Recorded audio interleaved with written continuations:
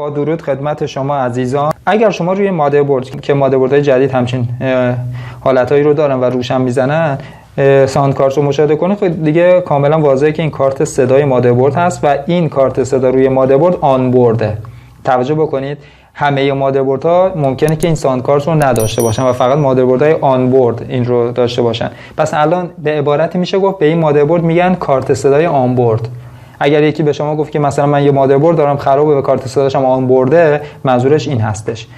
و اگر یک مادربرد شما مشاهده کردی که بهش میگن کارت گرافیکش آن برده، یعنی شما بدون نیاز به قرار دادن کارت گرافیک روی این مادربرد میتونید ازش خروجی تصویر داشته باشید و معمولا سوکت تصویر روی مادربردها موجود هست. برای اینکه بتونید مشاهده بکنید همینجا هم بهتون نشون میدم. مثلا این مادربرد کارت صدا رو به صورت آنبورد داره ولی گرافیک رو به صورت آنبورد نداره. یعنی شما برای اینکه تصویر از این مادربرد بگیرید حتما باید کارت گرافیک بهش متصل بکنید.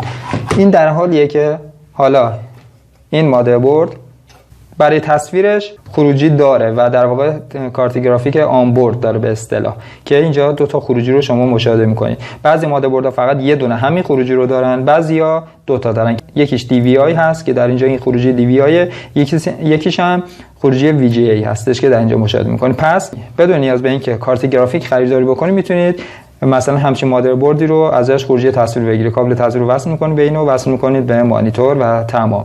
البته این رو مد نظر داشته باشید اون مادربردهایی که کارت گرافیک آن بورد دارن مثل همین که الان مشاهده کردید صرفا برای دادن تصویر و استفاده ساده از مادربرده و شما نمیتونید پردازش‌های گرافیک سنگین رو ازش انتظار داشته باشین، چرا که اون بخش پردازش گرافیک آن بوردی که روی مادربرد هست رو معمولا یا اگر چیپ شمالی داشته باشه چیپ شمالی انجام میده، یا اینکه وظیفه پردازش گرافیک هم باز داخل CPU ادغام شده و CPU انجام میده. به این دلیل اگر شما انتظار گرافیک سنگین داشته باشه یا کاری انجام بدی که گرافیک سنگین بخواد، ممکنه حتی CPU تون رو بسوزونه، چون صرفا برای اینه که شما کاری سبک انجام بدین کامپیوترتون روشن باشه بتونید ازش استفاده بکنید.